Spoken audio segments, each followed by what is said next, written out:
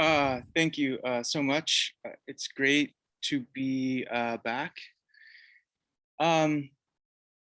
Yeah, so today I'm going to be talking about the stability or instability of space-time inextendability. I've been thinking about inextendability now for a few years, and I've been collecting up various results. This is the first time I've considered stability properties of inextendability.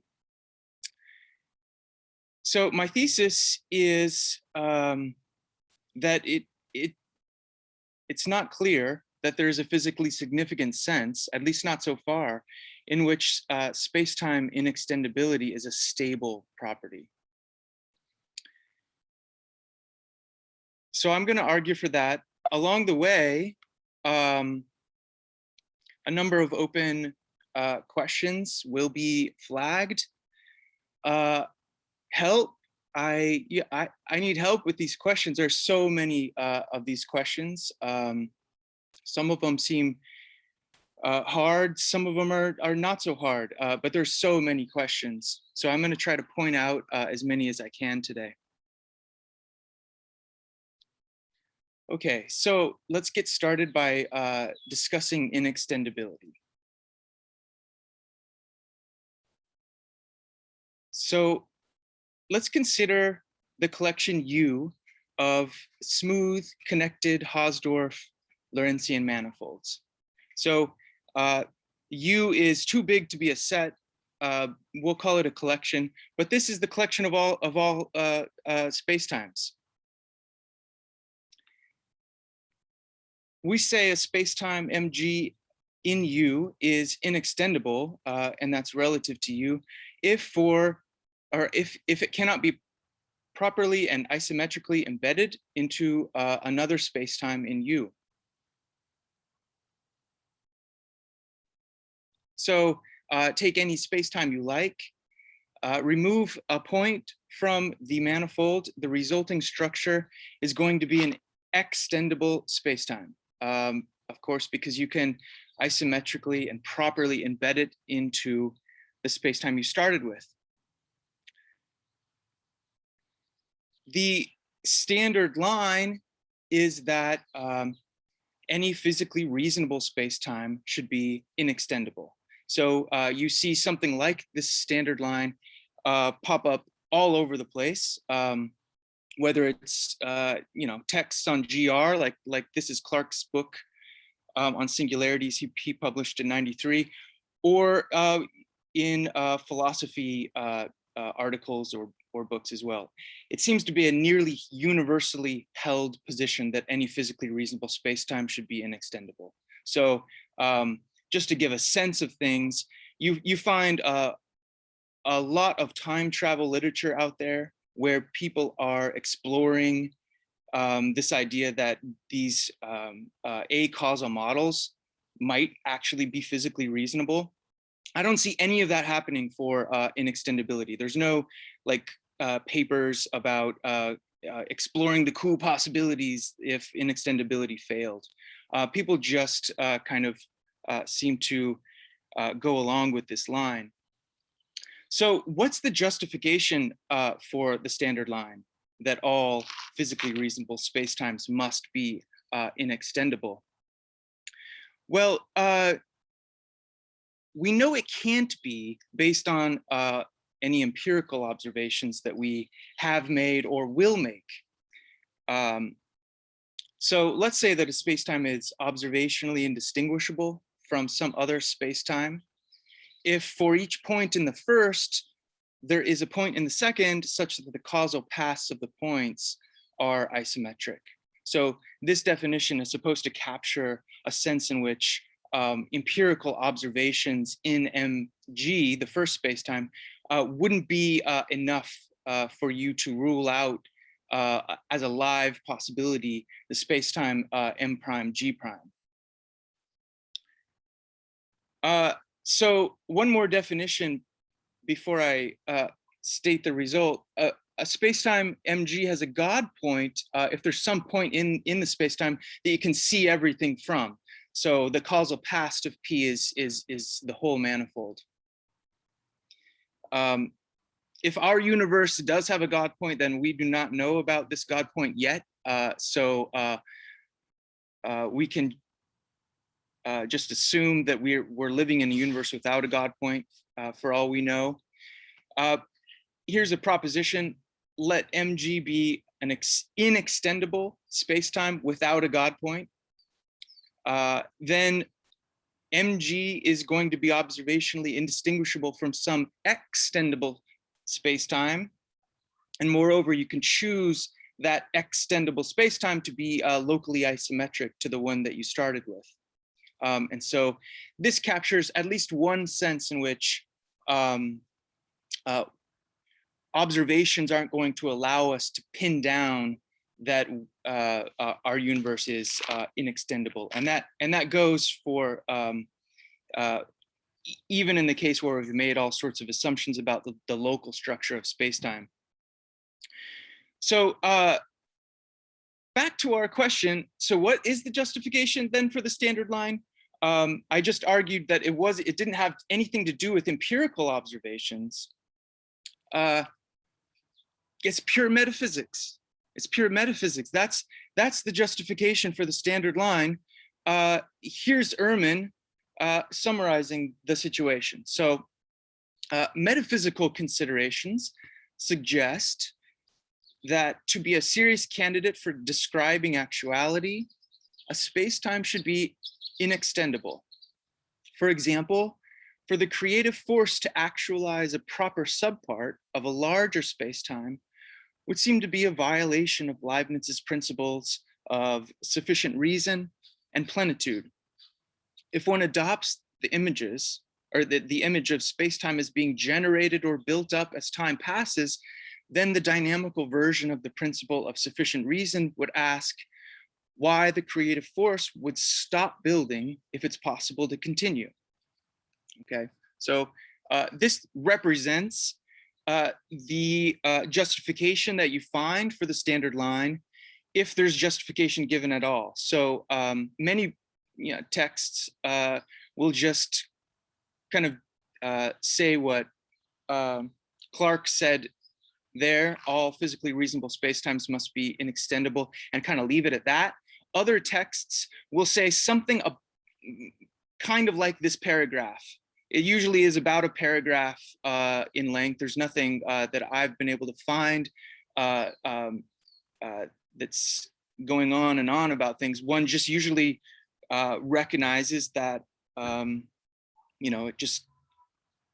it seems to be a natural thing to assume given Leibnizian style principles.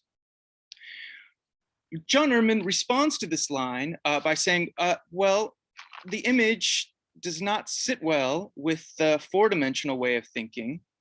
And in any case, it runs into trouble on its own terms. So since extensions of space-time are generally non-unique, there may be many ways to continue building, and the creative force may be stymied by a Buridan's ass choice.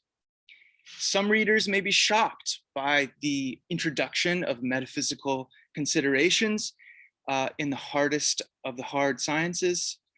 But in fact, leading workers of relativistic gravitation, though they don't invoke the name of Leibniz, are motivated by such principles. So he's pointing to Garrosh and Penrose here, because in these papers, they roughly say what Irvine did here with this idea that Mother Nature, she's gonna keep building until she can't stop, kind of thing.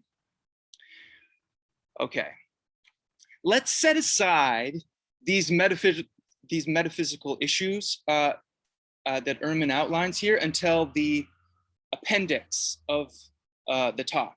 Okay, so we're gonna relegate metaphysics to the appendix. I do want to come back to it. It's just that it's not, this discussion isn't really necessary for what I want to say later about stability. At this stage, I just want to note that the standard view faces an important conceptual difficulty. So the definition is relative to background possibility space, U, the collection of all spacetimes. But we know that within U lurk physically unreasonable spacetimes of various kinds. So here is a spacetime where the manifold is a Mobius strip. The result is that this spacetime is not temporally orientable. Is this an unreasonable spacetime? I mean, I think a lot of discussions proceed in general relativity by assuming time orientability and then going on. Not, I mean, this doesn't happen all the time, but it's pretty common. Whatever your views are on this particular model, I guess that really doesn't matter. As long as you concede that there are some models in GR that are physically unreasonable, then there's a potential problem. And the potential problem is just that once we throw out the unreasonable models, you change the modal structure of spacetime. And once you change the modal structure of spacetime, then you're going to have to reconsider a bunch of your modal definitions. So here's the suggestion. Once you have a unreasonable models around, then you want to kick out these models. And Garrosh suggests that for a variety of physically reasonable collections P sub U, one can modify general relativity as follows. The new theory is to be general relativity, but now with the additional condition that only P spacetimes are permitted. A simple idea, but it has far-reaching consequences because essentially what happens is each physically reasonable collection of spacetimes becomes a non-standard variant of general relativity. But non-standard in the sense that we know that the standard GR isn't capturing the modal structure of spacetime properly because it's including possibilities that shouldn't be there. So we know that we really ought to be considering one of these other non-standard variants. Which one is a question? I would suggest a maybe pluralistic approach where we're looking at just all sorts of collections P of this kind. And so what we see is that the modal structure of spacetime depends crucially on which variant theory of general relativity is being considered.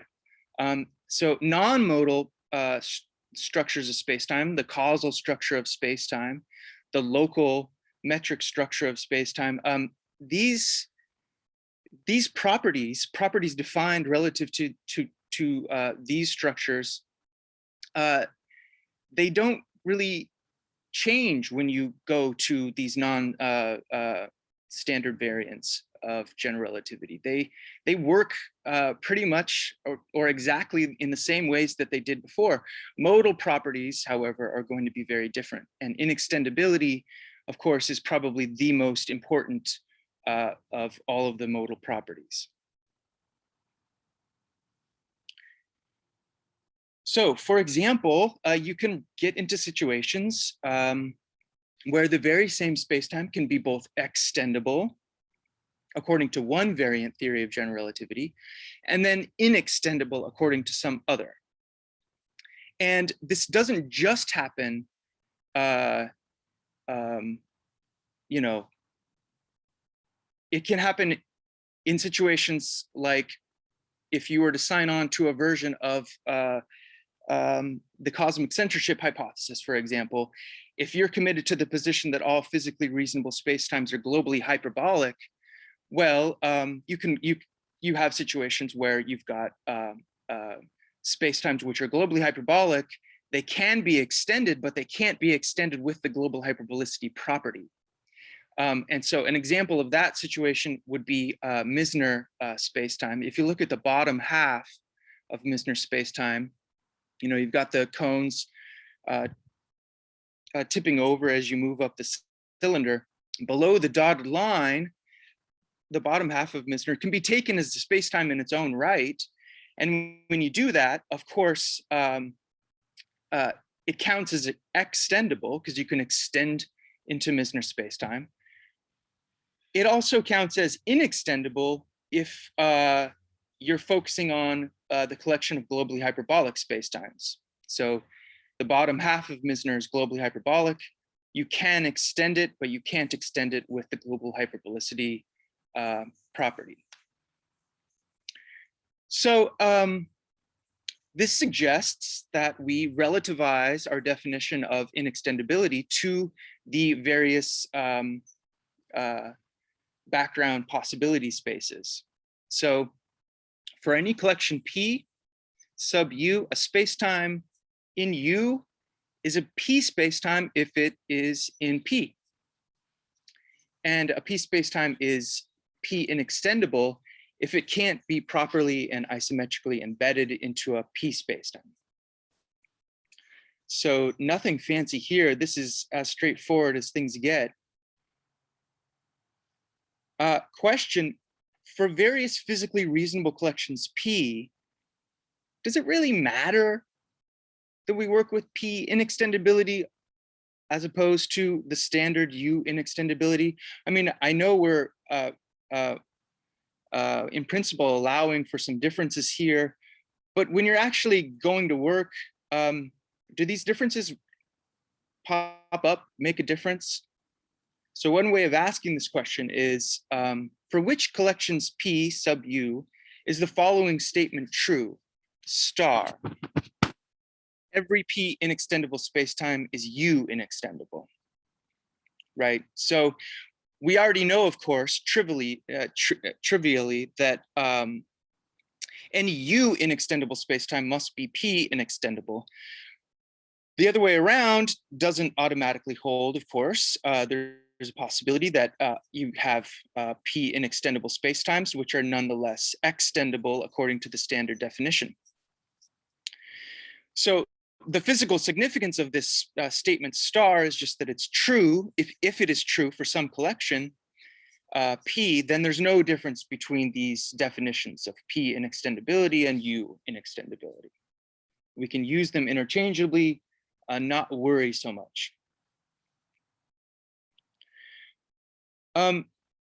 Trivial point here, but star has got to be true for any collection P, which is a subcollection of the inextendable spacetimes, right? So the collection of geodesically complete spacetimes is one example of this.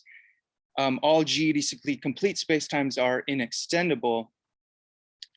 So it's trivial that star is going to be true for that collection. But in general, star is often false for collections of physically reasonable spacetimes. So here are some causal conditions, the collections of globally hyperbolic, distinguishing, and causal spacetimes. By the causal hierarchy, we know that the collection of globally hyperbolic spacetimes is a subcollection of the distinguishing spacetimes, which is a subcollection of the causal spacetimes. And now you can show that star is false if P is any collection which is contained in the collection of distinguishing spacetimes and contains the collection of globally hyperbolic spacetimes. So any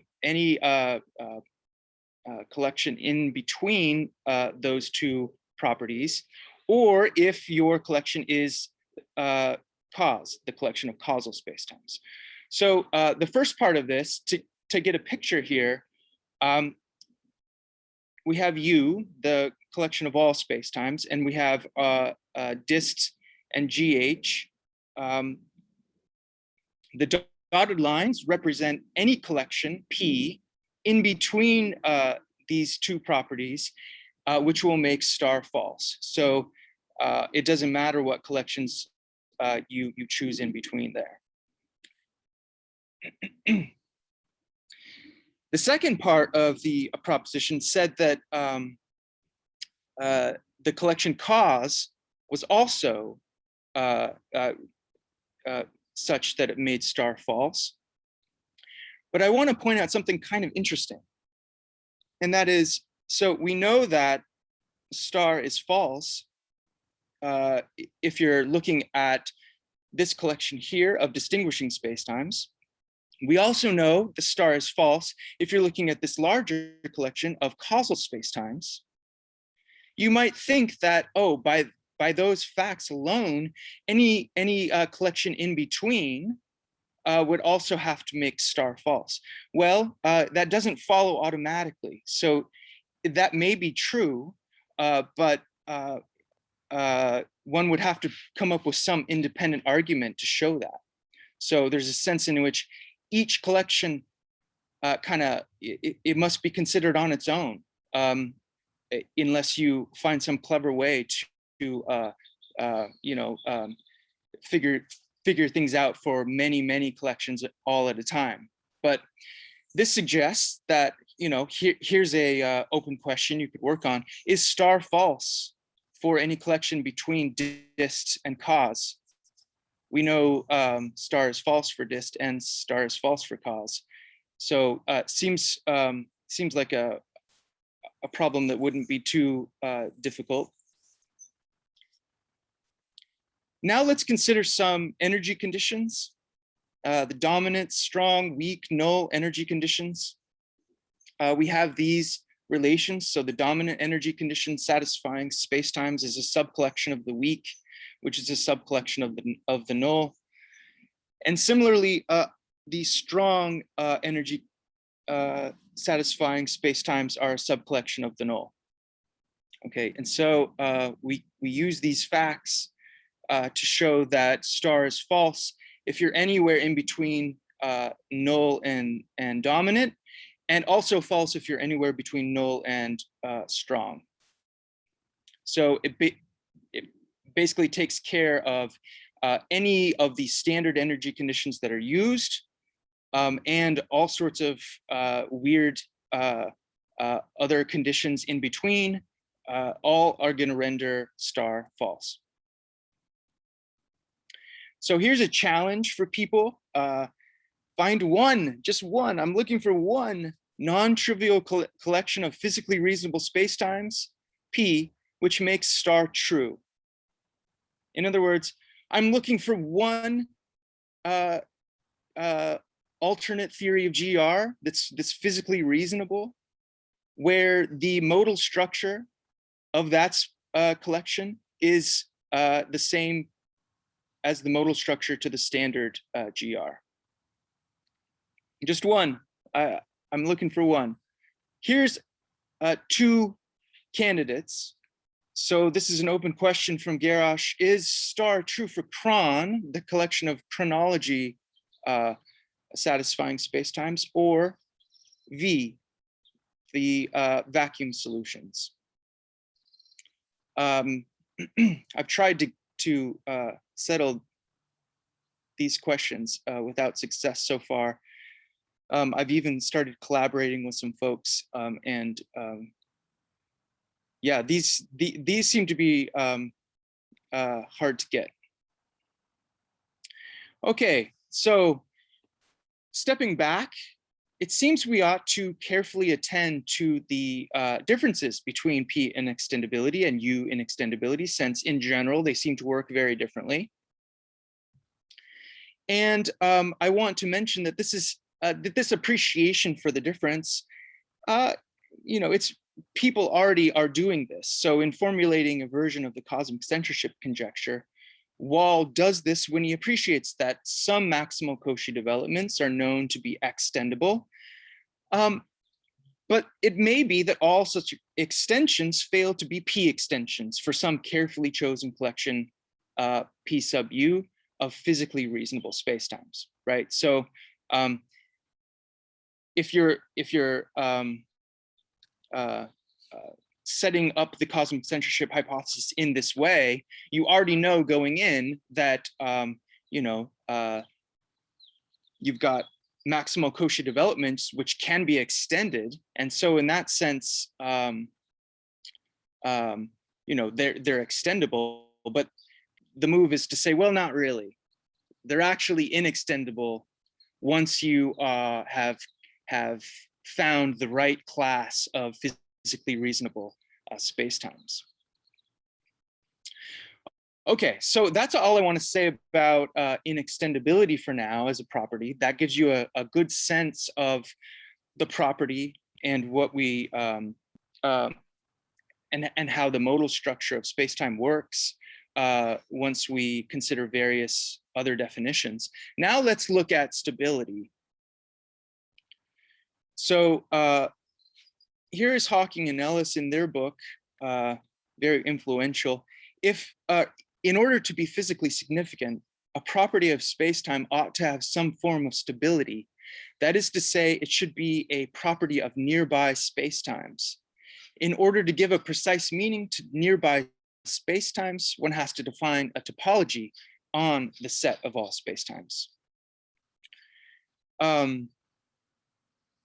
So it turns out, I think stability has been, of course, one important area of study in general relativity. One can consider stability from all sorts of different angles. I'm focusing on this idea of putting a topology on the collection of all spacetimes. Now, it turns out that although Hawking and Ellis say that you can do this, no one's actually done that in 50 years. So put a topology on U, for example. Instead, what we do is we put various topologies on each collection LM sub U of spacetimes with the same underlying manifold. So we take a manifold M, consider all the spacetimes with that manifold. That forms in general very large collection, and we can work with that collection. And then we work with all possible collections of those sorts.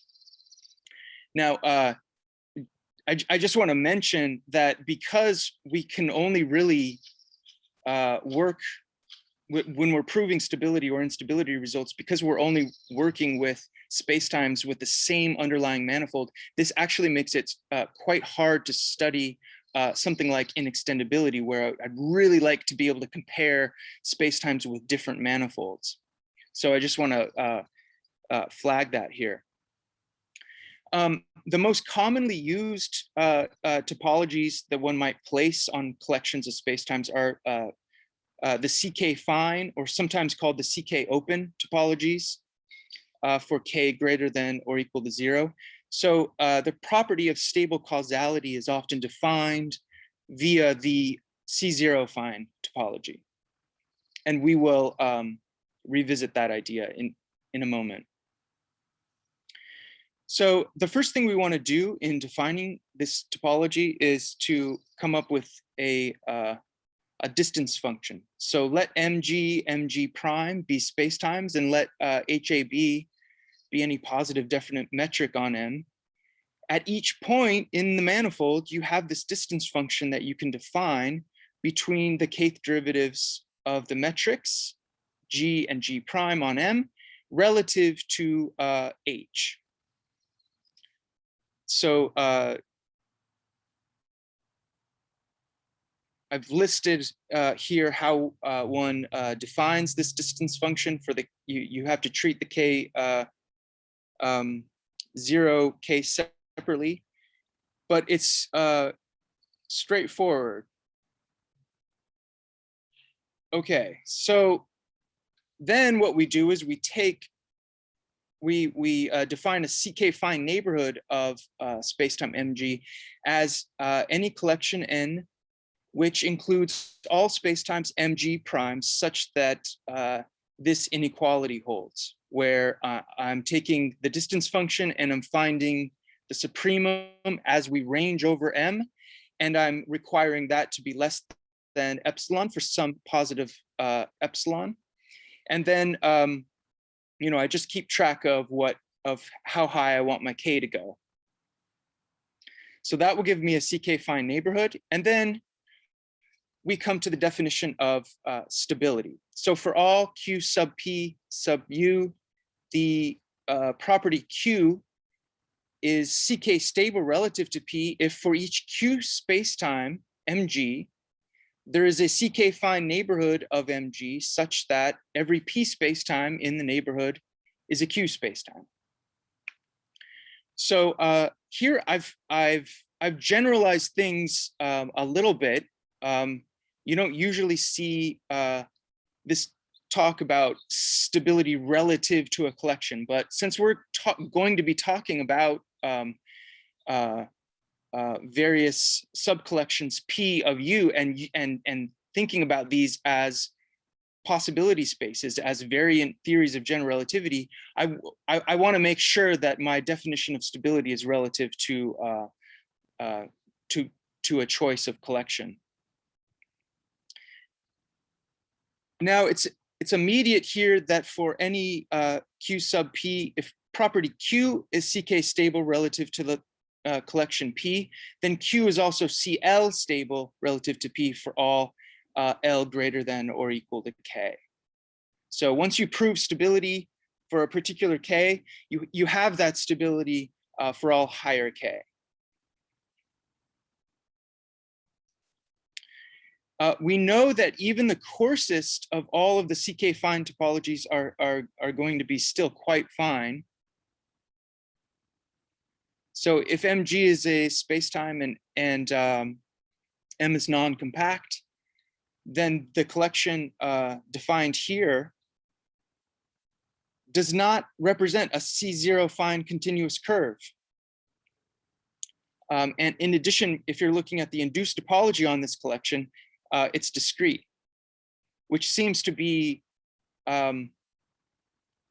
wild because these spacetimes only differ along this parameter going from 0 to infinity. So one would expect that these spacetimes, which can be thought of as differing only in choice of units, that these spacetimes, the fact that they the induced topology makes that is discrete on this collection is quite striking. So it means that this topology is quite fine. So it seems that the CK fine topologies are going to be too fine to adequately capture once and for all what it means to say that one model is nearby another. But that fact makes it, the fact that there are too many open sets in these topologies makes them ideal for proving instability results. So here's a proposition, an early result concerning stability. The collection of spacetimes emitting a global time function is CK stable relative to U for all K. So any spacetime in GTF is stably causal in the sense that one can find a C0 fine neighborhood N of that spacetime such that N is contained in the causal spacetimes. So any spacetime in GTF, you can find an open neighborhood around it where all of the spacetimes in the neighborhood are causal. We also have another foundational result by Garrosh in 1970. There were gaps in the original argument, I guess, and so somewhat recently, Navarro and Mengozzi filled in those gaps. But the proposition is that the collection of globally hyperbolic spacetimes is CK stable relative to U for all K.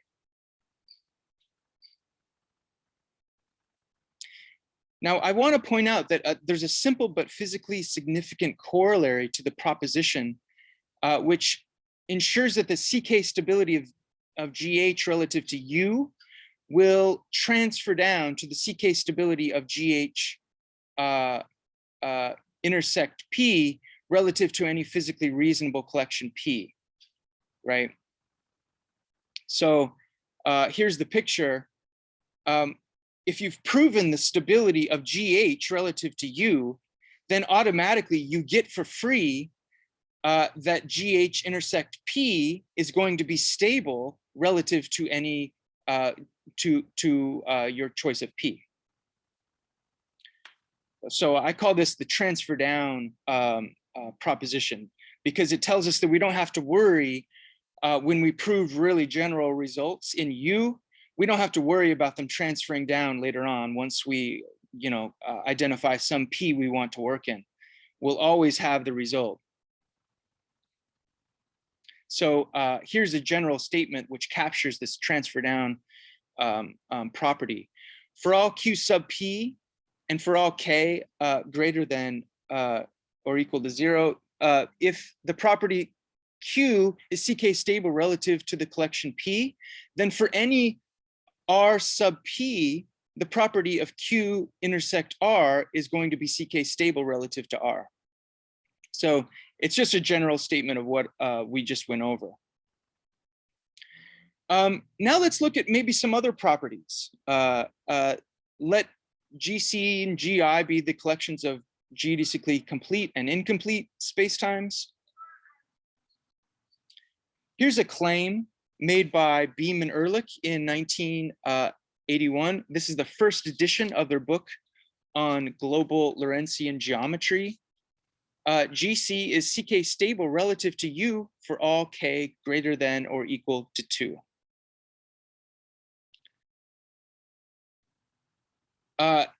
So they published this book in 1981, and then some drama happens. It's so fascinating. Here is Ehrlich reflecting later. That's how matter stood until 1985, when a copy of P. Williams's PhD thesis, Completeness and its Stability on Manifolds with Connection, was received unexpectedly in the mail.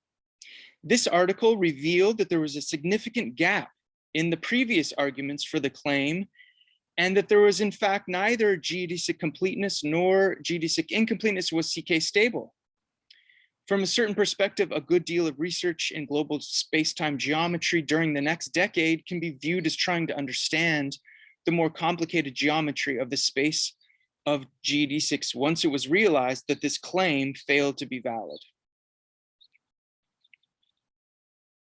So here's the proposition due to Williams. This was his dissertation. To my knowledge, this was never published. I don't think Williams ever published anything else as far as I can track down.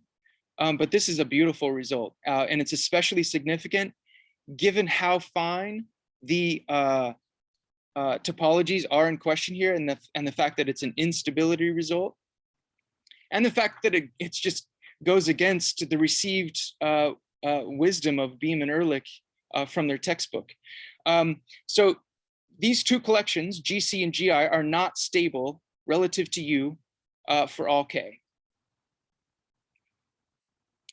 Now, by the time the second edition of their book was published, Beam and Ehrlich had worked to salvage the stability of geodesic incompleteness by restricting attention to special cases. So here is a proposition which is representative of this effort. If MG is a globally hyperbolic spacetime and causally geodesically complete or incomplete, then there's a C1 fine neighborhood MG such that each spacetime in the neighborhood is causally geodesically complete or incomplete. So that's a beautiful proposition, but its significance is somewhat limited given that we're restricting attention just to globally hyperbolic spacetimes here. Moreover, the C0 case is not considered. Remember, these are, even the C0 topology is very fine. You would expect a stability result. Are more general results available? Nothing so far. Even today, we do not have a good understanding of the instability properties of geodesic incompleteness. Okay, so now we've talked about inextendability, we've talked about stability. Now let's combine these ideas. What's known concerning the stability of the inextendability properties? Well, very little. So this proposition is from Beam and Ehrlich's second edition of their book. There's a C1 fine neighborhood of Minkowski spacetime such that any spacetime in the neighborhood is U inextendable. So I think it's remarkable that even after restricting attention, not just to globally hyperbolic spacetimes or something like that, but we're actually just working with Minkowski spacetime and trying to find a C0 fine neighborhood around it, such that all spacetimes in the neighborhood are inextendable, and these are this is not yet settled. Are general results available? Well, here's something you might conjecture. I have no idea if this is true or not, but one might conjecture this, especially based on the standard line, right? That all physically reasonable spacetimes are inextendable. The collection of all U inextendable spacetimes is CK stable relative to U for all K. Now, given the dramatic twists and turns concerning the instability of geodesic completeness and incompleteness, and just the many surprises throughout the history of global Lorentzian geometry more generally, it's a very dramatic field in the sense that people think this is going to happen and then it doesn't. People put propositions in papers and books that later turn out not to be true, and the status of this conjecture, I would say, is anyone's guess.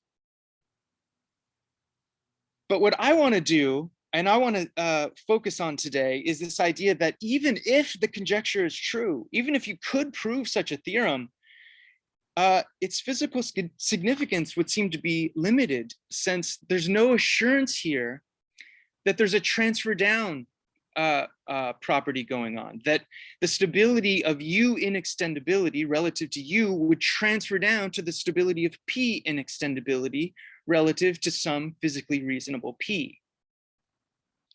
You don't get that for free. That's something you have to, argue for with some additional arguments.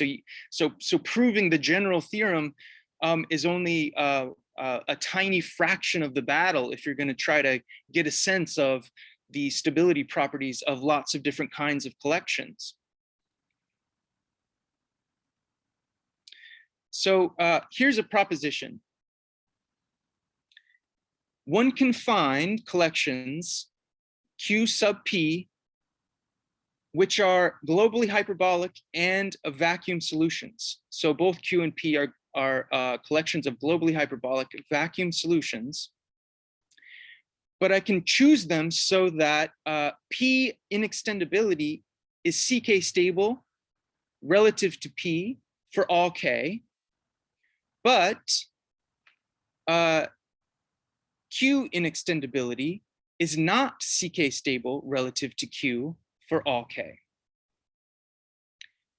And I could actually keep going like this. I could choose, another subset R smaller than Q and have that one be stable again, and then choose a smaller subset of R S and have that one be unstable again. And so the Q and P chosen here are just representative.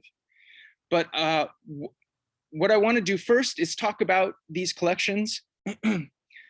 This sort of counter example to the transfer down theorem being something that we could use automatically. So I want to say something about the collections first, and then I want to say something about the physical significance of the statement here. So here's how we define P and Q. First, let MG be Minkowski spacetime that's rolled up in the x direction. So we're working with TX coordinates here. So it's just a cylinder. Of course, this spacetime is globally hyperbolic and a vacuum solution. Nothing here turns on the fact that we're working in 2 dimensions. You could work with 4 dimensions just as easily. Now, for each lambda in the closed interval from 1 to 2, let m lambda be the portion of mg, which runs from t minus lambda to t plus lambda. So we're just going to be focusing on little truncated portions of our rolled up Minkowski. And then I want to define Q as just all of my m lambda spacetimes, the collection of all of them, ranging from lambda going from 1 to 2. And then I want to throw in to that collection Q, mg, and make that my P collection. So by the way we've defined things, of course, mg, rolled up Minkowski, is P inextendable. But every other space-time in P is going to be P extendable. So in particular, M2 is going to be, it's going to count as Q inextendable. So it's inextendable according to the smaller Q, but P inextendable. So extendable according to the larger P. And then m lambda is going to count as Q extendable, and hence Q P extendable for all lambda less than 2. And so if we look at a picture here, here we see all the spacetimes, or at least some of them are depicted here. You have P being rolled up Minkowski plus this other collection U, which are all these truncated portions of it, right? So what we find is that the collection P is such that P inextendability is stable, while Q inextendability is not stable. So to highlight the physical significance of the proposition, suppose, for example, that it's true that all physically reasonable spacetimes are globally hyperbolic. And suppose that one were able to show this theorem that GH inextendability is CK stable relative to the collection GH for some K, right? So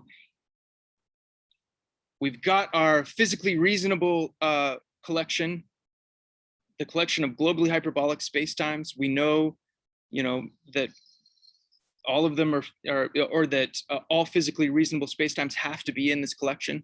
We also prove a theorem that this collection is CK that GH inextendability is CK stable relative to this collection. Well, there's going to still remain physically unreasonable spacetimes lurking within GH, right? So just because all physically reasonable spacetimes are globally hyperbolic, it does not mean that all globally hyperbolic spacetimes are physically reasonable, right? So there's going to be some unreasonable guys in there.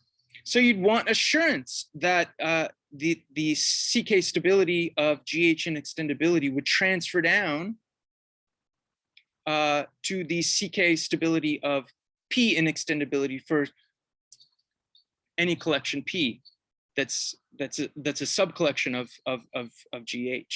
You'd want that, and the proposition tells us that we don't have this assurance.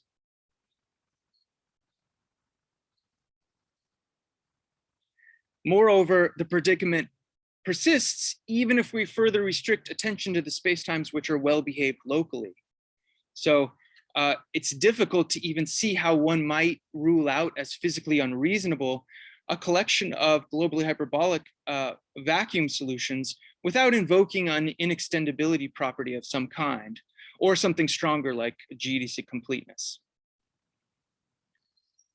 But of course, whether one is justified in invoking an inextendability property is the very question under consideration here. We don't want to invoke the standard line here at the very end after we've set it aside to investigate inextendability. So I think the upshot here, stepping back, is that the stability of P inextendability seems to be highly sensitive to the choice of P. And that is true even if we've restricted attention to spacetimes which are as they're about as physically reasonable as you could want, as you could ask for, except for their extendability properties. So it's not yet clear that there's a physically significant sense in which inextendability is a stable property. There certainly aren't any stability results around other than the one I mentioned concerning Minkowski. Okay, so some open questions. Well, some of the questions arise when we stick to the standard definition. So here is the conjecture restated as a question. Is U inextendability stable relative to U? And you could get started on this question by maybe focusing on Minkowski. Is there a C0 fine neighborhood of Minkowski spacetime such that each spacetime in the neighborhood is U inextendable? Finally, there's just a huge class of questions which arise when, instead of the standard definition of U inextendability, one considers P inextendability for various physically reasonable collections P. So here's an example. Is GH inextendability stable relative to GH? But you could pretty much choose any property you like and stick it in, and that's probably an unsettled question, and is going to be different in character than, you know, one that might seem very close to it. So all of the causal properties need to be considered independently, and unless there's some further argument that says that you don't need to do that.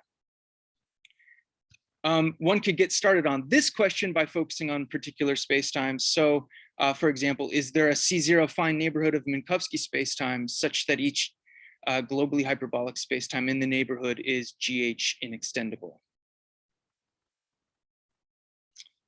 Okay. I've got an appendix. This is this goes about 5 minutes, and I think I'm okay on time. This is, recall that we were wondering about the standard line. All physically reasonable spacetimes are inextendable.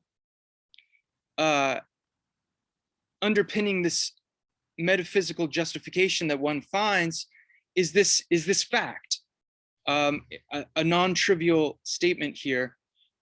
Every U extendable spacetime has a U inextendable extension, right? So either, you know, your spacetime already is inextendable, or it can be extended to be so.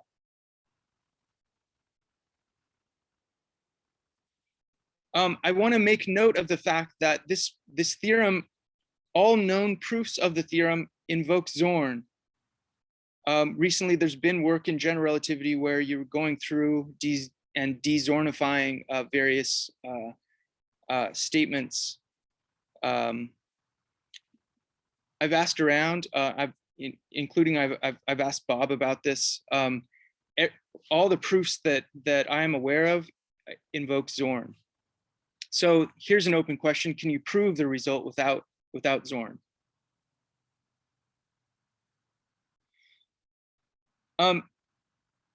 Here's another question, a very general question, because it's going to apply to all collections that you can think of which are physically reasonable subcollections of U.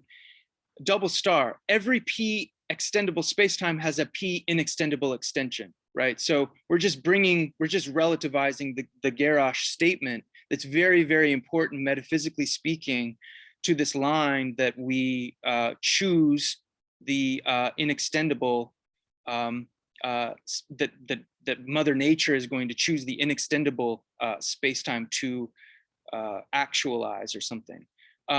It better be the case that justification goes through once we relativize to other P's.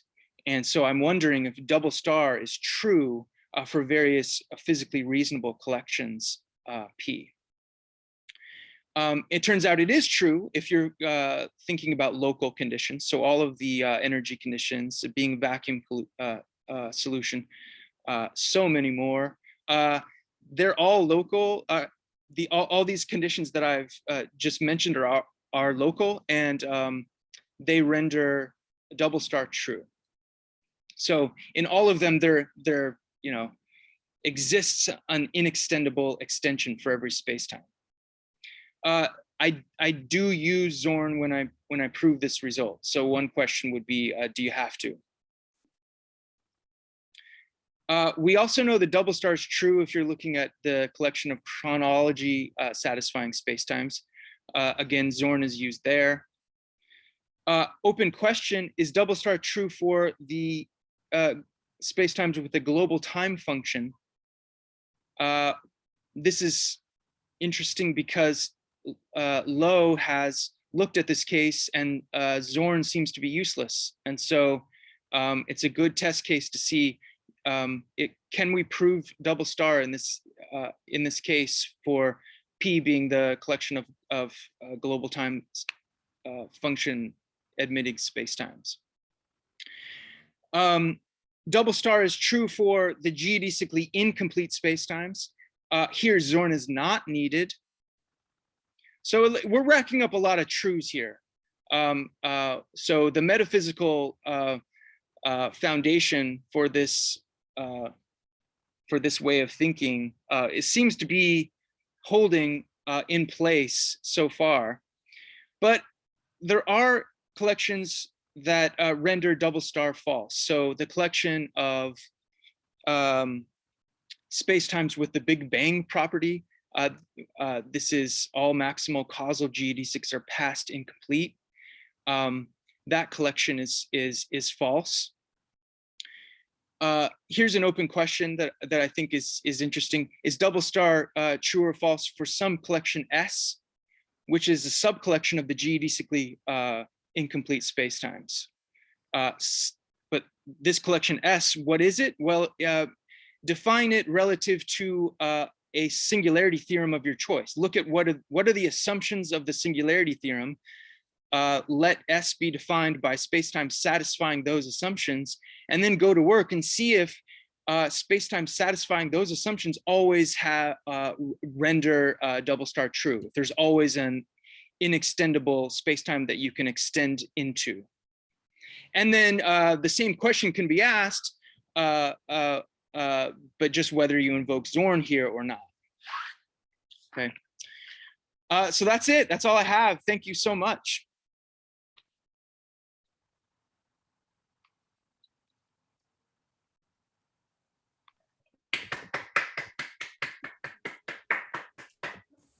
Thanks.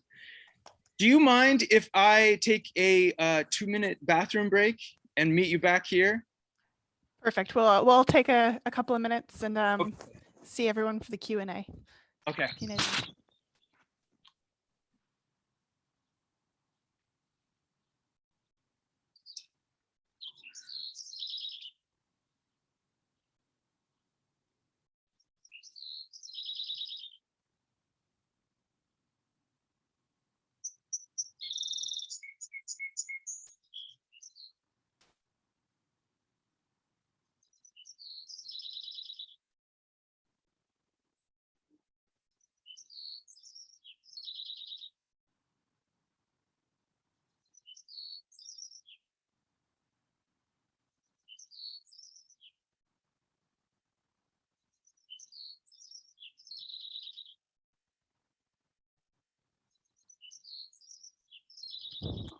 And we've all got some nice bird song to entertain us during the break.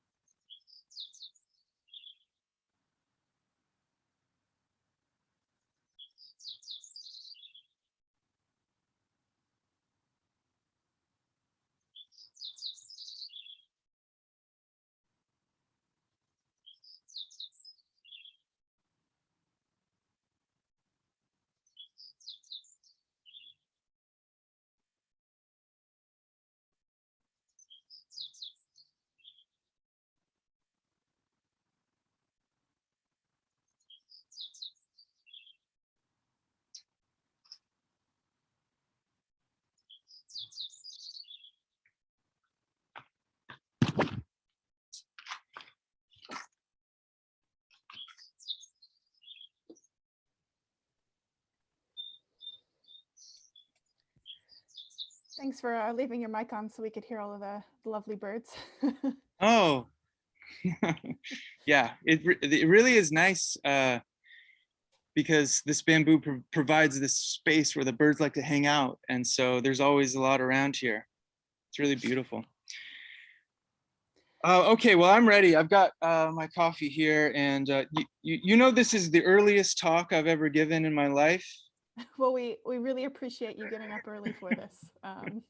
It's yes, it's certainly an unreasonable time difference to be asking somebody to give a talk from the West Coast over here. But okay, so usual procedure is use the raise hand function, and I'll call on you. I know Brian's got a question in the chat too, so I can include that in the queue if you like. But first, let's go to Klaus. Yes, so thanks for your great talk.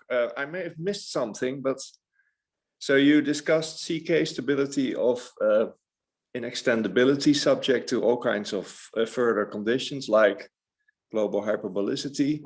But did you discuss also the regularity of the extensions?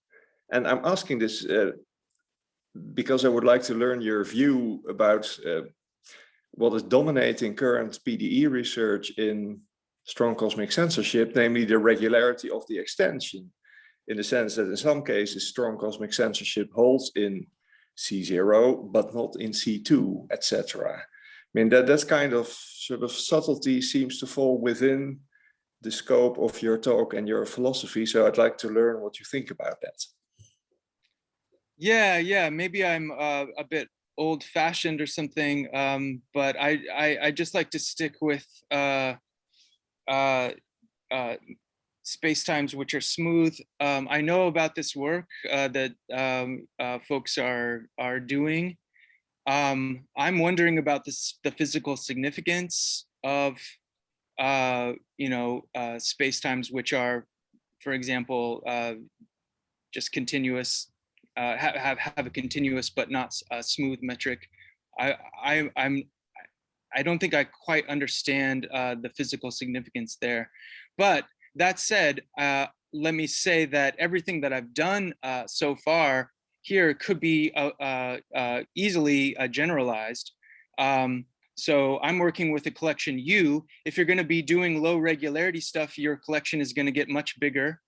And so you're going to be working with a much bigger collection, but there's nothing that you can't do that I haven't been doing. I'm just, I guess, focusing on one small, on the standard way of looking at things. Okay, thanks. Thank you. Brian, did you want to ask the question you wrote down? Sure. Yeah, I was just curious. I just thank you so much, JB. I felt so inspired by the talk. I feel like it's that kind of talk that makes you want to do work on the subject. So it's just wonderful, wonderful stuff. And yeah, I was wondering about what's known about, if anything, about universal coverings of some of these classes of spacetimes, like GH. When you did the rolling up construction with your M lambda, it crosses one's mind what one gets when moving up to the universal coverings of the GH. Or Got it. And yeah. I'm similarly curious about what your view about that is. Yeah. So the reason why I'm working with a rolled up Minkowski there, of course, is because the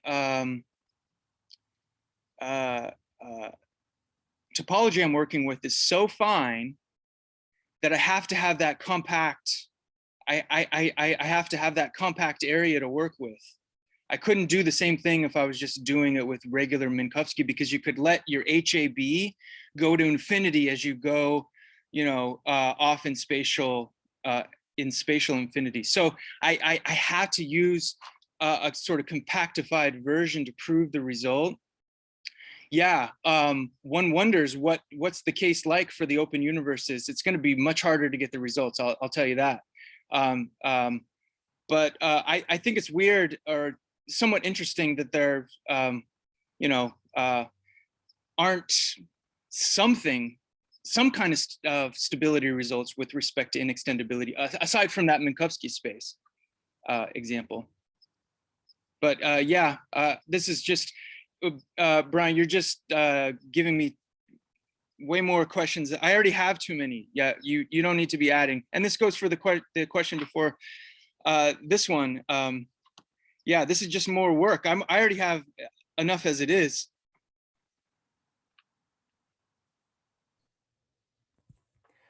Okay, Sam has a finger on this. Yeah, thanks, JB. Let me repeat Brian's comment. Every time you do this, I'm like, oh, maybe I should start looking more on this.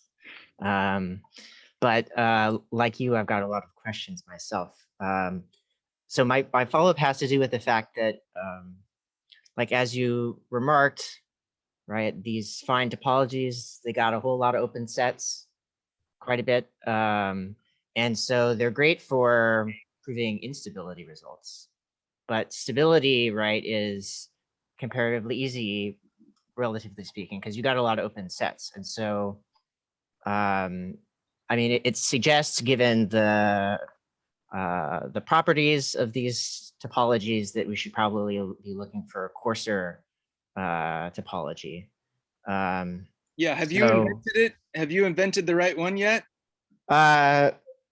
Well, so here's a link. So, well, I was interested in this question because I wanted a topology that captures global structure, but doesn't have the bad properties of the fine topology. So it's a subtle question because there's a lot of properties you think like a good topology should have. And one of the things that I prove is there is no topology that has all of the properties that you want a topology to have. But I construct something that gets pretty damn close. So the main difficulty, of course, like the definition is more complicated. So that might increase the complexity of the analysis. But at least I think it's more physically motivated than the fine topologies. One of the things that I show is that any property of a space-time which is conformally invariant is stable with respect to the fine topology if and only if it's stable with respect to my new topology. So there's some transfer results regarding, not transfer results in the sense that you were talking about exactly, but with respect to like different topologies. But that's, I only took a small step in that direction. So I just wanted to highlight this because. Yeah, I want to check this out. So thank you. Mm-hmm. Okay, next up I have Jacob followed by Julius. Hi, thanks, Jamie. And JB, that was a wonderful, wonderful talk. So I don't have a technical question. I have a much more conceptual question, maybe even a naive question. But it's about this claim about the metaphysical nature of asking our space-times to be inextendable. You know, it seems like sort of a somewhat technical requirement of GR, but yeah, at some level, isn't it just related to the assumption we make in all of physics that the sun will rise tomorrow, that the laws of physics will continue today and tomorrow and the day after, that the universe won't just simply stop? And isn't this sort of necessary for all of, I mean, in some sense, doesn't this boil down to something like a case of Humean induction, that without which we can't do any science to speak of? How I guess my question is, how unique is this metaphysical posit for GR in particular, and can we not view it as an application of a more general position that we kind of need to make science work? Yeah. I mean, it certainly is. It seems like a natural thing to do, and it seems like perhaps a natural thing to do in all sorts of contexts. I think one thing I want to emphasize, though, is that there have been a number of surprises in global Lorentzian geometry. The singularity theorems were a surprise. And what we learned there is a sense in which something about inextendability that we thought was perhaps just all geodesics just go forever. That's just, that's just what happens. And then we found out that actually there was a real sense in which physically reasonable spacetimes have an extendability problem with their geodesics. And so I just think that it's important for us to continue that this scientific, so for me, this is, doing science. I am, we don't know so much about how inextendability works, especially its stability properties. Let's just keep gathering more results up so that we can kind of better understand this. It may be that it's nothing. It may be that as the results come in, general consensus just says, yeah, there's a kind of stability, and this is, inextendability is the way to go. Or it could go the other way, though. It could be like the singularity theorem case, where we're discovering that, wow, in a lot of cases, maybe there just isn't an inextendable space-time to go to, right? So if you're thinking of, Mother Nature building this space-time up, and there's no biggest one to go to, so what do? I mean, what is Mother Nature like in that situation? God knows, but that's strange and mysterious, and I want to investigate it, So that's kind of what I would say. I would say, yeah, you're right, but there's still so much we need to learn. Thank you very much. Thanks, I appreciate that. Okay, Julius, and then it'll be Chris. Hey, JB, beautiful talk. Thank you so much. I have two questions about the last part of it. First, could you clarify what love means by when he says that in that particular context, the Zorn is useless? Yeah, and, yeah. And because even if Zorn is useless, it doesn't have to mean that the axiom of choice is useless. Sure. And so I'll have a related question, but maybe let's deal with this one first. Oh, okay.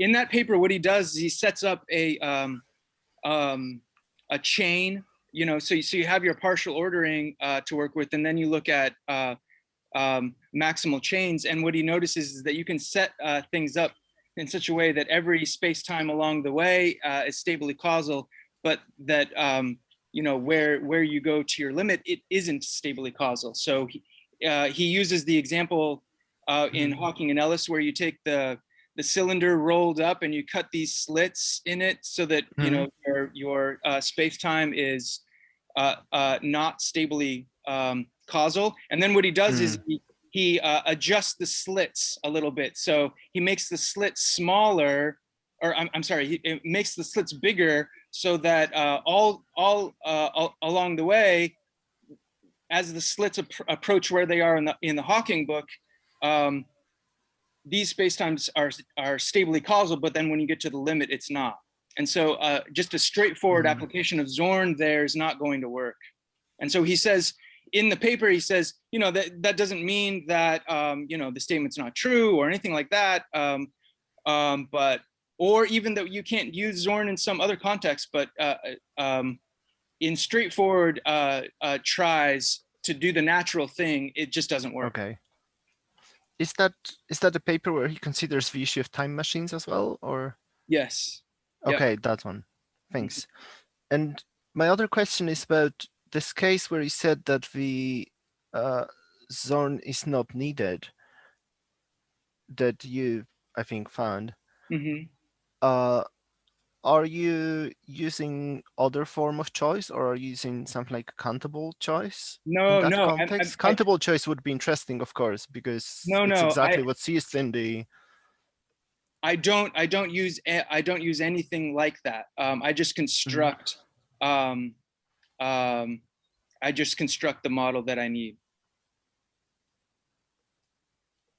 So I start with a a space-time which is geodesically incomplete. And then what I do is I construct a space-time which is an extension of it, which is as big as it can be with respect to geodesic incompleteness. The way I do it is by kind of blowing things up to you know, I consider, you know, I use the Garrosh result that whatever space-time I start with, I can always find an inextendable space-time there. Then I can remove a point from that one, and that will be geodesically incomplete, and it will be geodesically incomplete maximal if where I'm blowing it up to is geodesically complete. If where I'm blowing it up to this maximal space-time is not geodesically well. Yeah, I maybe I don't remember exactly how it goes, but anyway, you can find this in the paper on called General Relativity as a collection of collections of models. It's proved at the in the appendix of that. Okay. Sorry, I couldn't remember how exactly. No, that's fine. I'll check in the paper. But I'm just worried that if you're invoking the Garrosh result, doesn't that assume Zorn? Kind of at the early step of the construction. Yeah. So that, yeah, I would have to check that. Maybe. Even though your construction may not use Zorn explicitly, it's kind of there in the background via the Garrosh result. Well, yeah. I'll have to go check all that stuff out. I honestly, man, I do not remember all like a lot of these details. So I would have to go back and check right now. Thanks, but thanks. That is something I need to check out. Cool. Thank you. I'll be in touch. It's interesting stuff. Thanks. Okay, Chris. Hey JB, great to see you, and thanks so much for the talk. So this is a little bit off on a tangent, so I don't know if it's something that you've thought about, but I'm just curious how to think about the sort of stability results from the PDE literature in mathematical relativity. So Klaus mentioned the question of regularity, but the kinds of proofs like by Christodoulou and Kleinerman, I'm just curious how those relate, because my initial thought is you'd have, because you're assuming that you have an initial data set, you'd be able to introduce a topology on the initial data set. And then you also have some way of proving stability that brings in sort of a different set of tools than what you're using. And so I'm curious how you think about I mean, obviously it's a very different framework you're using, but I'm curious if you've thought about the relationship between the two. Yeah, I mean, I have tried to think about the relationship between the two. I've asked people, I've tried to understand this. I don't understand it. I wish I did. I don't, again, yeah, you know, they're doing something over there. They're proving these results. I'm trying to understand the physical significance. Here, within this context here, where I'm putting a topology on the set of space-times, that seems like the appropriate way to think about things to me. I mean, I think I mean, I've also been puzzled by it, so it's really just trying to get you to answer a question for me. But I mean, you're kind of assuming that you have, you're treating a space-time as a perturbation away from some other space-time, right? Yeah. Rather than just treating it as a space-time in its own right. And so in that sense, you're sort of introducing further structure. Sam says in the comments that he can comment on this. Go ahead, Sam. Yeah, so there's a few moving parts. So because they're interested in effectively, I mean, this is in the structure of kind of like generalized initial value problems. And so they're interested in the continuity of the map from initial data into spacetimes. So you need a topology on initial data, which are going to be something like 3 geometries. And you need a topology on spacetimes. And but you might consider, and then you want to know, is the initial value development a continuous map from the one space to the other, assuming certain other conditions, right? Because there's a lot of like technically complex things that arise when you talk about, well, like, how do you define exactly what the initial value development is? And these issues about like, does regularity affected if you, excuse me, is the continuity affected if you change the regularity conditions? So if you don't demand the codomain of the map be smooth spacetimes, but only merely like CK or continuous spacetimes or something like that. Like, does that change the, and as it turns out, it does. And another sensitivity is to which initial value space you set, because Right. I mean, you can do things where you set up 3 geometries. You can set up weird 3 geometries that like don't naturally like extend to a 4 geometry. And so you have to have special curvature conditions. And it makes a difference, for instance, whether or not you are assuming that the developments satisfy the Einstein field equation, or whether or not you're allowing some perturbation away from it. Do you constrain things, if you have matter fields, to developments that only satisfy the equations of motion for the matter fields? That's extraordinarily difficult, which is why people do a lot of vacuum stuff. I don't know if this is helpful at all, but this is my sense for, and maybe there's other folks here who know more about this. I'm just talking about it at a high level.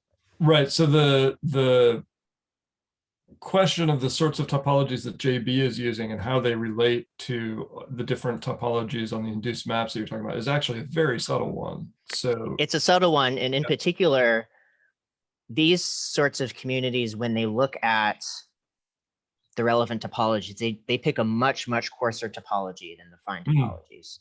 They usually pick something which is sometimes called the compact, one of the compact open topologies. And the reason why is effectively, what's the right way of putting this?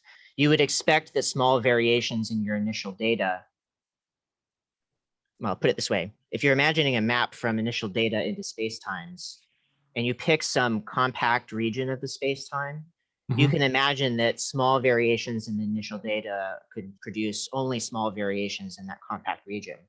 But can you guarantee that for the whole spacetime uniformly? Usually not, because a small variation can propagate and grow, right? And part of what we know about the singularity theorems is one way in which that can happen. Right. So they're picking a topology which is on spacetimes, which is much coarser, and usually only pays attention to features or properties of spacetimes that are definable on compact subsets, rather than the whole manifold, which is what the fine topologies are doing. Sorry, JB, like, I don't know if this is helpful. Yeah, no worries. Yeah. I just sent a chat to Julius because I looked up that question in my paper. I did invoke. Yeah, we see it here on the screen. I did result. Oh yeah, it's on the screen. Okay. I did invoke that result. So thanks so much for pointing that out. I hadn't realized that. I didn't say anything about whether I invoked it or not in the paper. I just said it in the talk. So, phew. I mean, nevertheless, it could be the case that one could prove similar result without invoking it, of course. Yeah. That's a separate question. Okay, thank you. So the next question, thanks, Chris. You got to teach me this stuff, man. All right, next question. Yep. So we got last question from Dennis.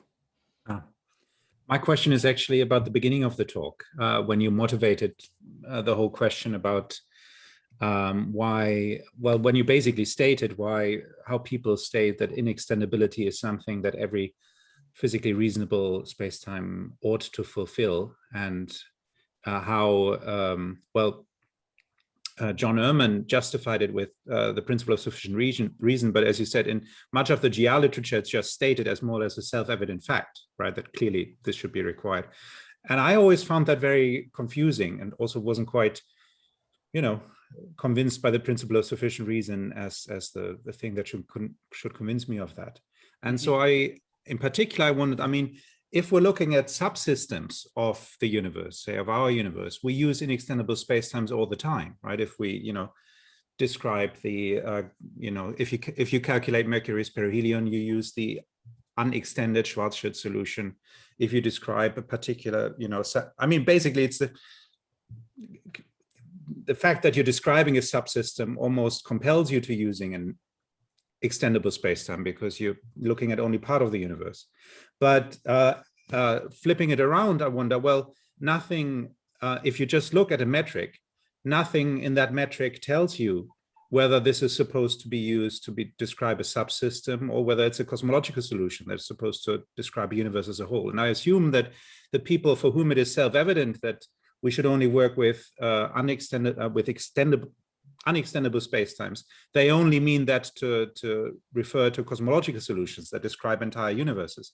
But how do you know? How do you know that this is an entire universe rather than something that describes a subsystem? And so maybe, I'm yes, I share your confusion there.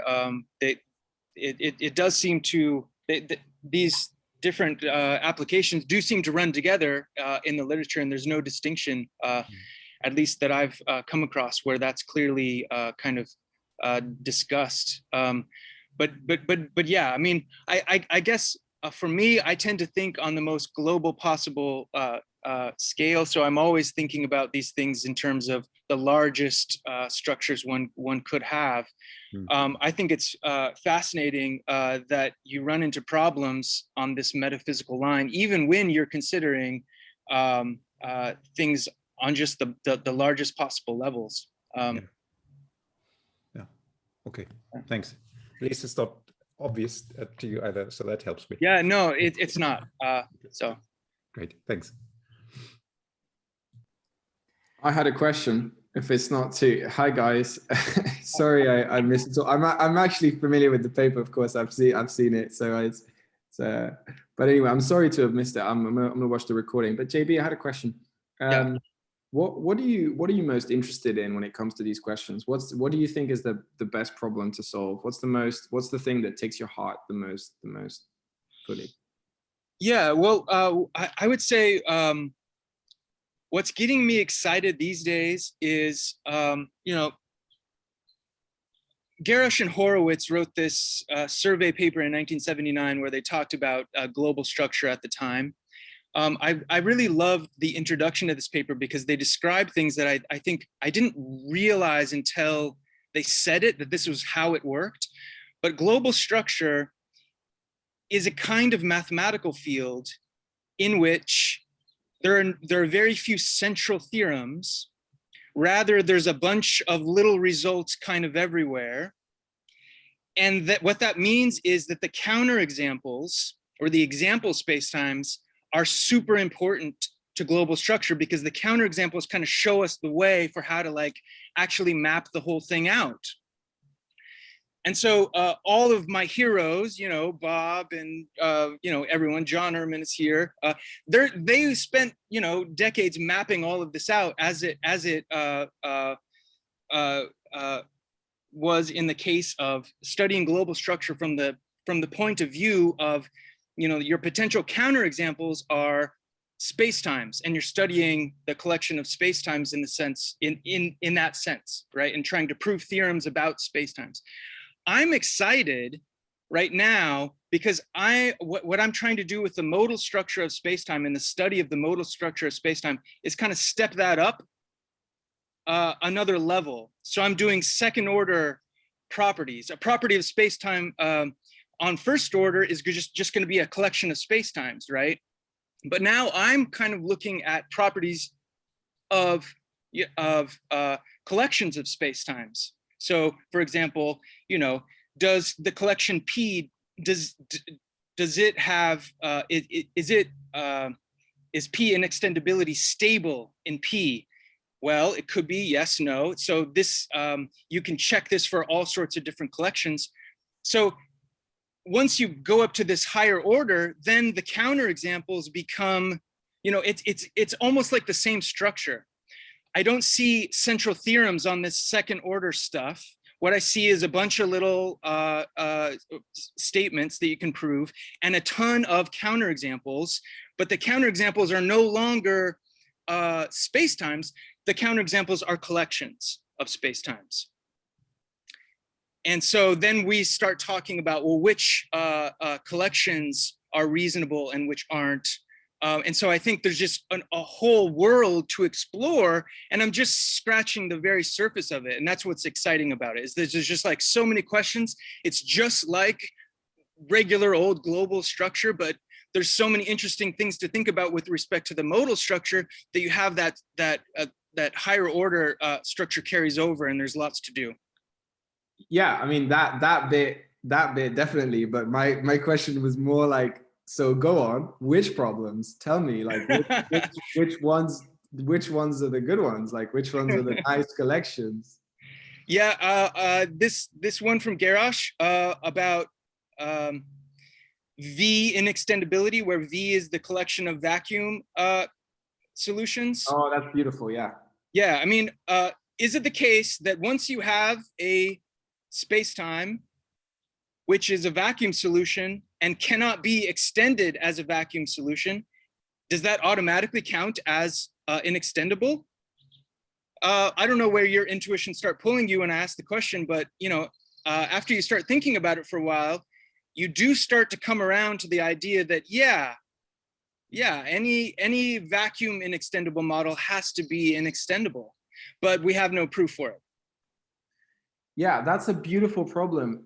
Can you, I mean, you've thought about this much more than I have. So can you tell me, like philosophically or intuitively or physically, what, because I see how attractive that problem is. It immediately interests me. I mean, it's beautiful, but like, do you have any more thoughts about it than other than its beauty? Like what might you think how might it capture some physically salient or interesting thing?